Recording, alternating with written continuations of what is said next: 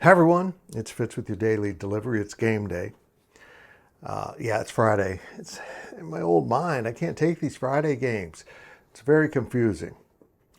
The post-game podcast will come immediately after the game. I think. The guys are going to be able to do it. If not, it'll come the next day. But this is an enormous game for Kansas State. And when they kept this game, this series, on the schedule despite Arizona joining the conference, I wasn't that put off by it at the time. I thought it's okay. I mean, it's hard to get a good opponent at this point.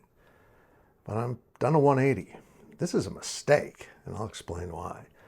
First, your reminder, please subscribe to this YouTube channel. Appreciate it so much. Hit the thumbs up, the like, whatever you want to do. You leave a comment. Tell me I'm sexy, please, or whatever. And we're sponsored by coldest.com. Go over there and check them out. 10% off with Life of Fitz as your code. I know scheduling in the non-conference, particularly with power teams, is difficult. And this one was on the books, as is another one with Colorado that surely won't be played. I hope not, for this reason. This will be the second straight season where Kansas State has no measurement outside of its conference other than the games you're supposed to win. And we know that didn't go well because you're essentially playing 10 conference games because Arizona is in your conference now. I get that it was impossible maybe to move things around, but I also look at Oregon State and Washington State struggling to schedule and thinking nobody would have blamed you if you had just gone your separate ways between Arizona and Kansas State and gone and played those guys. Maybe both of them, 1-1. I don't know, but there were some alternatives. And this entire schedule is weird. I don't know if it's had anything to do with the season as it is. You start off in Ireland, and people are still up in arms about selling a home game, and I get it. It's not good for local businesses, but it was incredible notoriety for the program. Unfortunately, it was a loss. And you came home and everyone warned about the hangover, and it appears to be true. Florida State fell apart last year after winning it, and I think K-State might be in the process of doing the same. I don't understand it.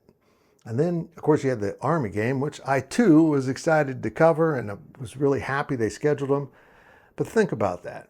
Out of the 4 games to start this season, 1 was moved to Ireland, 1 was against an academy running a triple option, an offense you'll never see the rest of the year again unless you play Navy in a bowl game, and 1 is a non-conference game against a conference opponent.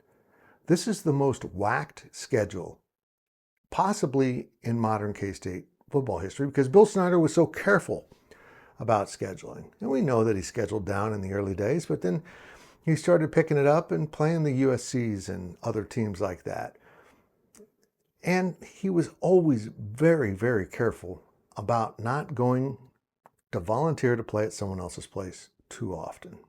But keep in mind, he did sell a home game and went to Japan to play Nebraska. So it's not like he didn't do things that maybe are being done now. And he even lost some games that you didn't think he should, but that was pretty rare for him. The schedule's doing K-State no favors. But it's a schedule you have. And as I mentioned earlier in the week, you got to stop complaining about the schedule, the travel, the heat, and just stop and go play football. Play better football, more passionate football. You can't control the schedule anymore. It's the schedule. This is what it's laid out in front of you. Go pick them off one at a time, starting tonight in Tucson.